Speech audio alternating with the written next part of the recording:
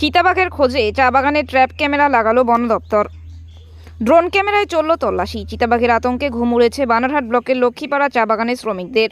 এবার চিতাবাঘের খোঁজে বানারহাটের লক্ষ্মীপাড়া চা বাগানে লাগানো হলো ট্র্যাপ ক্যামেরা, পাশাপাশি উড়ানো হলো ড্রোন। চা শ্রমিকদের মধ্যে জাঁকিয়ে বসা চিতাবাঘের আতঙ্ক কাটাতে লক্ষ্মীপাড়া চা বাগানের বিন্নাগুড়ি ওয়াইল্ড লাইফ স্কোয়াডের পক্ষ থেকে করা হলো সচেতনতা শিবির।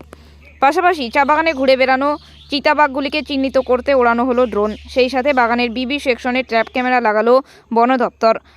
বাগান কর্তৃপক্ষ জানায়, এদিন চা বাগানের BB6 এক্সটেনশন এবং BB14 নম্বর সেকশনে দেখা গিয়েছে দুটি পূর্ণবয়স্ক চিতাবাঘ। চা বাগানের BB3D সেকশনে একটি চিতাবাঘের শাবককে ঘুরে বেড়াতে দেখা গিয়েছে।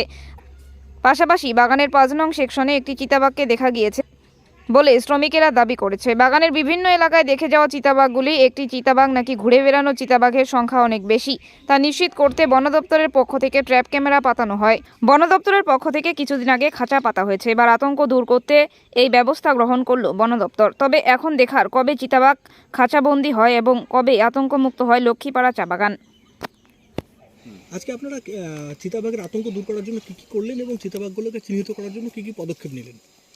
কালকে দুটো ফ্রিকোয়েন্ট ঘটনা ঘটেছে, যেটা আকস্মিক ঘটনা, আমাদের জন্য খুব একটা ভালো খবর না। কিন্তু যাই হোক, চিতাবাঘের এখন বর্তমান হ্যাবিট একটা চা বাগান কেন্দ্রিকই হয়ে গেছে, যেটা একটা মেজর প্রবলেমে দাঁড়াচ্ছে। কিন্তু কী করা যাবে, সেটা নিয়েই আমাদের চিতাবাঘকে নিয়েই চলতে হবে, হাতিকে নিয়েই চলতে হবে।